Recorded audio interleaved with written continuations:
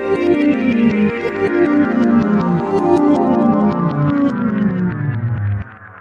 bismillahirrahmanirrahim. Assalamualaikum warahmatullahi wabarakatuh. Sahabat muslim di mana saja berada, dan pengurus daripada Formula, Forum Ulama dan Aktivis Islam di mana saja berada di seluruh Indonesia. Kita berjumpa lagi di Formula TV Channel, yang dimana kita masih membahas tentang prinsip-prinsip manajemen dalam kehidupan. Yang pada episode yang lalu kita sudah membahas tugas hidup. Ternyata tugas hidup kita adalah ibadah kepada Allah, wa ma khalaqul jinna wal insa illa liya'budun. Yang kedua adalah aturan hidup, karena di dunia ini kalau tidak ada aturan yang dibuat Allah Subhanahu wa taala untuk kehidupan manusia, dipastikan akan kacau balau. Makanya Allah menurunkan agama Islam, inna dina indallahil Islam, sebagai aturan hidup manusia. Kemudian yang ketiga, prinsip manajemen kehidupan adalah tujuan hidup. Dalam hidup kita mesti ada visi, misi, dan tujuan. Kalau tidak, kita akan hidup tanpa arah yang jelas. Kita akan suntuk, sumpek, galau. Jadi kita harus punya tujuan dalam hidup kita, yaitu mencari ridha Allah. Kul inna sholati wa nusuki wa mahyaya wa mamati lillahi rabbil alamin. Jadi hidupku, matiku hanyalah untuk kepada lillahi rabbil alamin, hanya kepada Allah Tuhan semesta alam. Dan prinsip manajemen hidup selanjutnya yaitu tentang fungsi hidup. Manusia hidup atau tidak, Allah melihat kita berfungsi atau tidak. Sebagai manusia, apa fungsinya? Yaitu wal takum minkum ummatu yad'una ilal khair. Sesungguhnya engkau adalah umat yang terbaik. Wa ya'muruna bil ma'ruf wa yanhauna 'anil munkar. Yaitu selalu mengajak kebaikan dan mencegah untuk kita berbuat kemungkaran, berbuat kejahatan. Dan hari ini kaum muslimin muslimat, kita akan bahas episode manajemen hidup manusia yang kelima, yaitu tentang teman hidup atau sahabat atau saudara. Dalam kehidupan di muka bumi ini kita harus ada teman hidup kita, sahabat kita, saudara kita. Kita harus punya teman, sahabat, dan saudara. Karena di mana Allah berfirman, innamal mu'minuna ikhwah, orang beriman itu bersaudara. Bagaimana kita ingin berbuat baik atau kebajikan, kita ingin beramal, berinfak, bersedekah, kita jujur, kita suka menolong orang, membantu orang, tetapi kita sendiri di hutan, kita sendiri di pegunungan, kita sendiri di padang pasir. Kita tidak ada teman, sahabat, tidak ada keluarga. Bagaimana kita ingin berbuat baik kalau kita tidak ada teman, tidak ada sahabat? Dan suatu keniscayaan, kita sebagai manusia di muka bumi ini tidak ada pertemanan atau persahabatan, subhanallah. Karena bagaimana kita ingin berbuat baik, ingin membantu, menolong orang, tapi kita tidak ada teman yang mesti kita bantu. Bagaimana kita mengatakan bahwa kita jujur, tidak ada orang atau teman yang memang percaya sama kita. Jadi pertemanan, persahabatan, persaudaraan ini sangat penting dalam kehidupan manusia. Hari ini kita sudah dapat poin bahwa sahabat itu adalah salah satu jiwa kita yang ada pada tubuh orang lain. Subhanallah. Saya ulangi, sahabat itu adalah salah satu jiwa kita yang ada pada diri orang lain. Jadi sangat dekat sekali pertemanan dan persahabatan. Dan hari ini kita akan membahas secara teks apa itu teman, sahabat, atau saudara. Di mana Allah berfirman yang sebelum saya mengatakan innamal mu'minuna ikhwatun, orang beriman itu bersaudara. Dan terjemahan kata saudara ini kaum muslimin muslimat itu diambil dari 3 kata yang mengandung makna. Jadi kata saudara ini diambil daripada yang pertama itu kata udara. Kemudian diserap menjadi bahasa Indonesia. Ya kan? Itu saudara sama saya. Itu orang, itu teman saudara sama saya. Jadi teman yang saudara adalah menjadi saudara-saudara, lama-lama menjadi saudara. Menjadi penyerapan atau penyisipan menjadi saudara. Jadi saudara diambil kata dari kata udara. Jadi saudara seudara. Kenapa itu saudara seudara? Karena mereka atau orang lain itu saudara seudara. Walaupun bukan saudara daripada kandung kita. Dia bukan saudara suku atau bangsa, dia bukan saudara seagama. Jadi kita menganggap saudara itu karena sama-sama menghirup udara yang sama. Sama-sama hidup di muka bumi ini. Itulah saudara kita. Saudara saudara. Tidak boleh kita ganggu atau kita zolimi. Apapun suku, bangsa, atau ras, atau agamanya. Itu saudara saudara. Jadi itu kita tidak boleh berbuat jahat, zolim kepada saudara yang seudara. Subhanallah. Ada lagi kata saudara itu bukan diambil dari kata udara, tapi dari darah. Yaitu siapa? Dia itu saudara saya. Yang ini sama saudara saya. Jadi saudara lama-lama menjadi penyisipan saudara. Saudara sedarah. Jadi kalau saudara sedara, jadi biar lebih singkat menjadi saudara. Saudara yang lebih dekat daripada saudara yaitu sedarah. Kenapa itu saudara sedarah? Karena lebih dekat daripada saudara yang seudara. Saudara itu adalah saudara yang memang ada hubungannya dengan darah, yaitu dia satu bapak, satu ibu, satu keturunan, satu nasab, satu gens. Jadi kata saudara ini kita sudah dapat 2 poin, yaitu diambil dari kata udara, saudara seudara. Yang kedua adalah saudara sedarah, yaitu saudara yang diambil daripada kata darah, lebih dekat daripada saudara. Dan kemudian saudara yang paling dekat dari udara dan darah adalah saudara seiman. Nah, ini saudara seiman. Sebagaimana Allah berfirman, innamal mu'minuna ikhwatun, orang beriman itu bersaudara. Innamal mu'minuna aslihu baina akhwaikum wattaqullaha la'alakum turhamun. Jadi orang beriman itu bersaudara. Jadi walaupun kita saudara, walaupun kita saudara, mungkin kakak kandung, adik kandung, tetapi kita sudah tidak seiman. Di dalam agama Islam, menurut Al-Quran, kita sudah bukan saudara lagi. Karena imannya sudah beda. Walaupun kita saudara satu darah, tapi sudah tidak lain iman.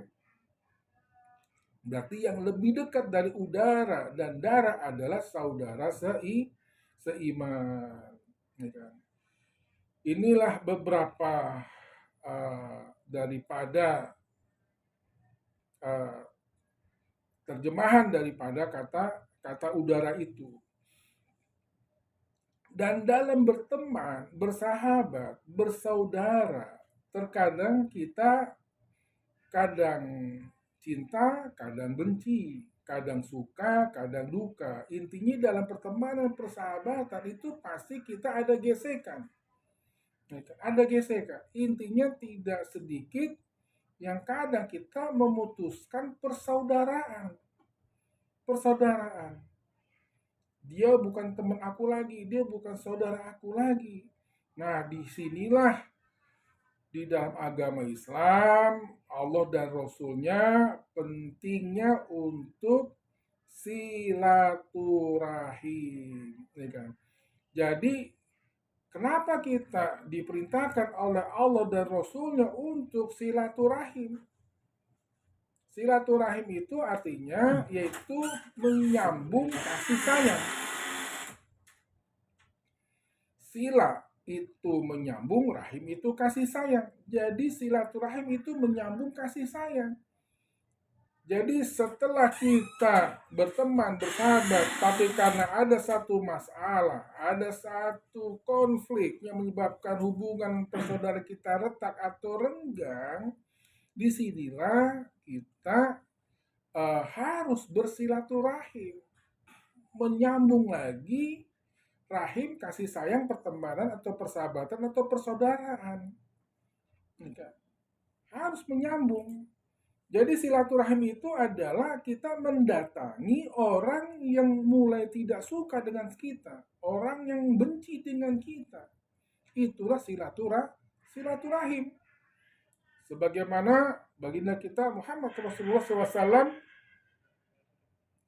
yaitu pada saat beliau pergi ke masjid untuk ibadah, yang biasanya itu ada seorang Yahudi yang selalu berbuat jahat, yang selalu membuang kotoran,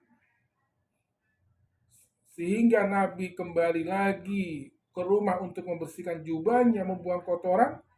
Nah, tiba-tiba Rasulullah melewati jalan tersebut, tiba-tiba tidak ada yang menjahili daripada Muhammad Rasulullah. Kemudian Rasulullah bertanya kepada tetangganya sebelah kiri kanan, ternyata yang selama ini berbuat zalim kepada Rasulullah sedang sakit. Kemudian Rasulullah balik ke rumah, bertanya kepada istrinya, ya Aisyah, sedang masak apa? Sop, banyakkan sopnya. Kemudian Rasulullah justru membawa sop tersebut kepada orang yang selalu memusuhi beliau, yang selalu menzolimi beliau. Assalamualaikum, waalaikumsalam. Ada apa ya Muhammad?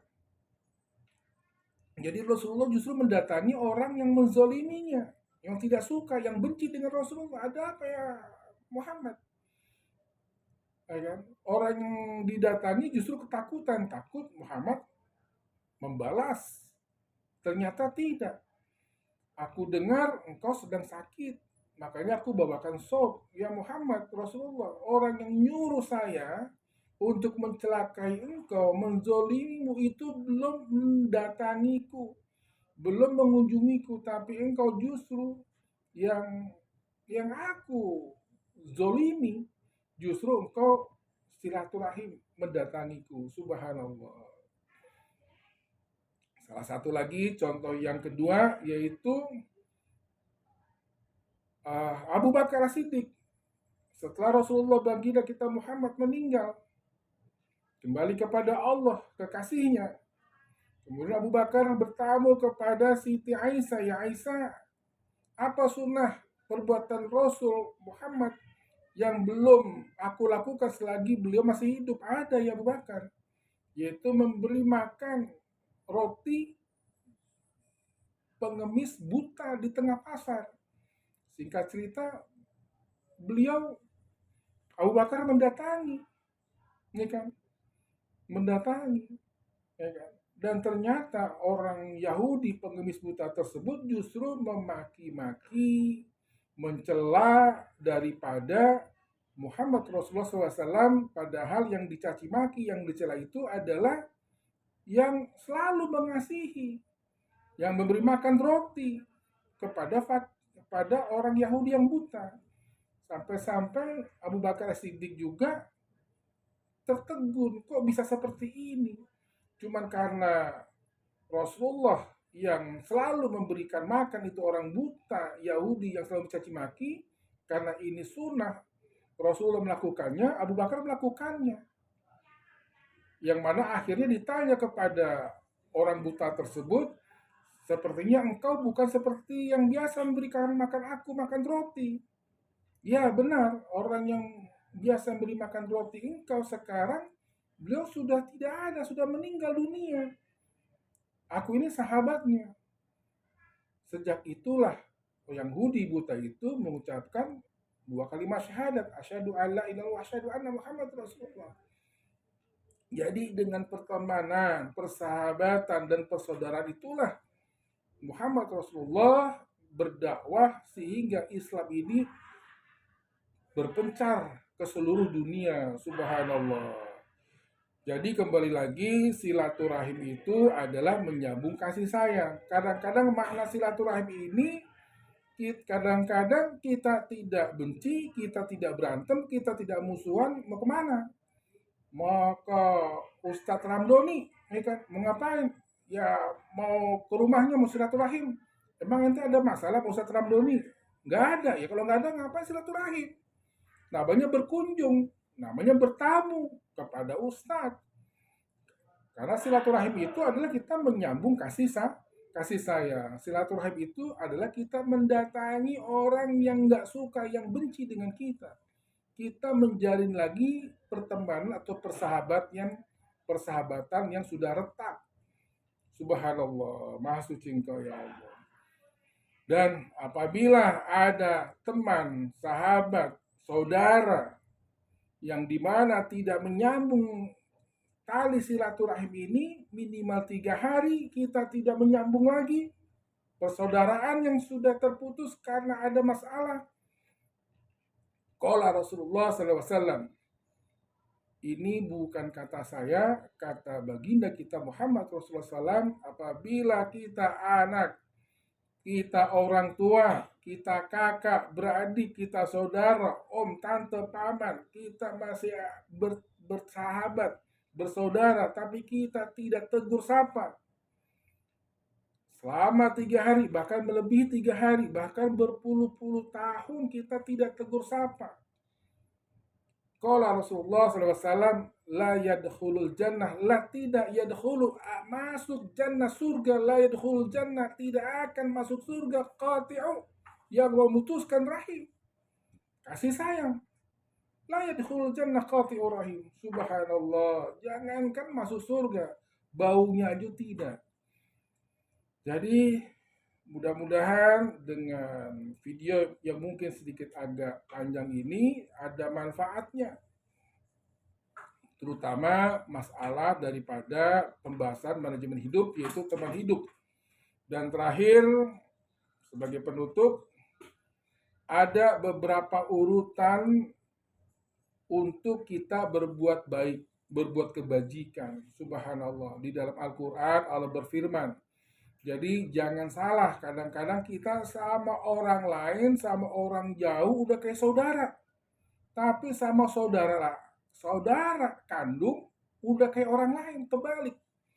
Ya kan, terbalik kita. Jadi ada urutannya untuk kita berbuat baik di dalam Al-Quran.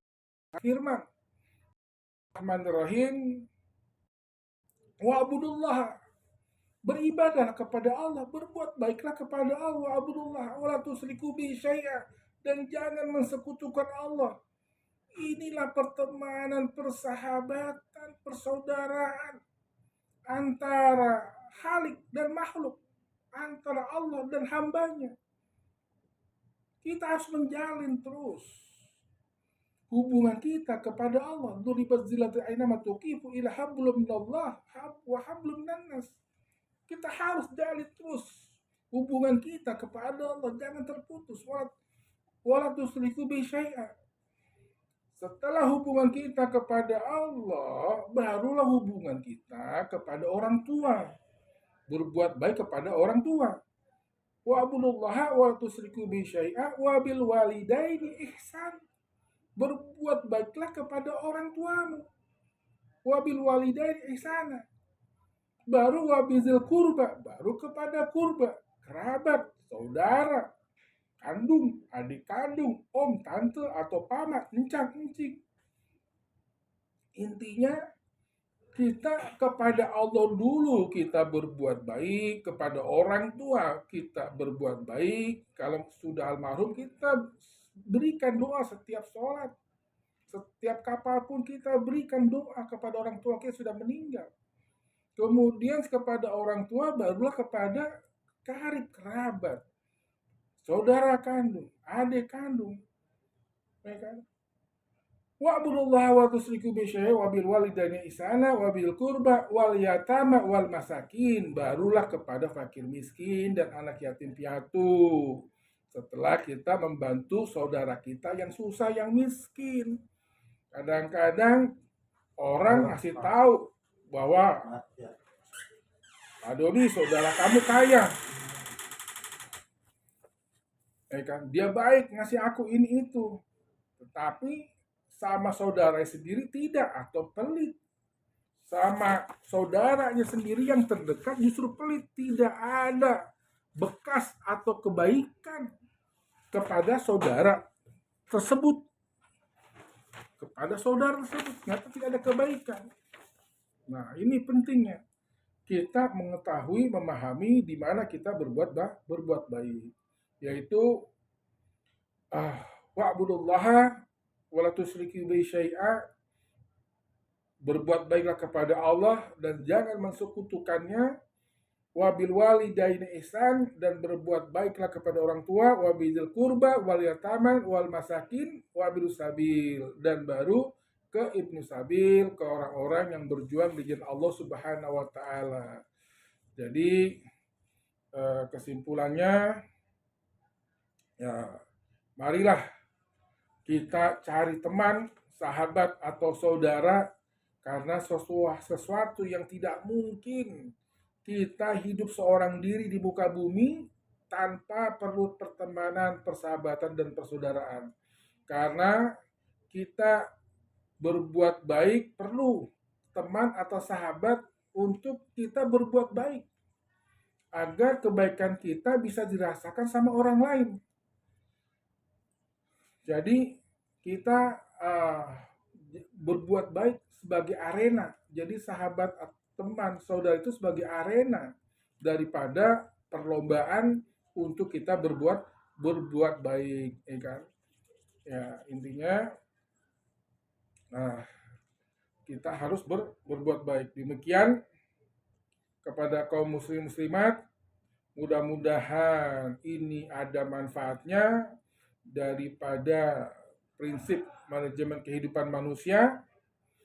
Jadi jangan sampai kita tidak masuk surga padahal kita ahli ibadah, sholat, zakat, puasa, haji, hablum minallahnya kita bagus, hebat, tahajud, duha, beramal, infak, sedekah, tapi hablum minannasnya justru dengan teman, sahabat, saudara, bahkan sama tetangga kita, kiri, kanan, depan, belakang, justru kita tidak tegur sapa.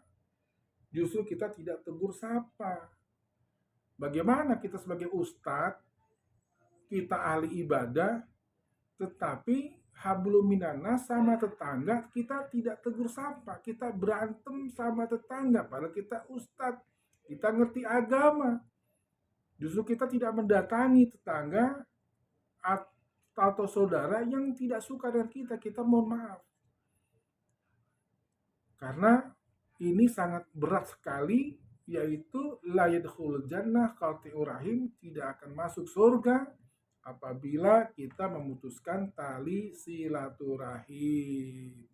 Demikian, yang benar datangnya dari Allah, yang salah dari saya sendiri. Wabillahi taufik wal hidayah wal afu minkum. Wassalamualaikum warahmatullahi wabarakatuh.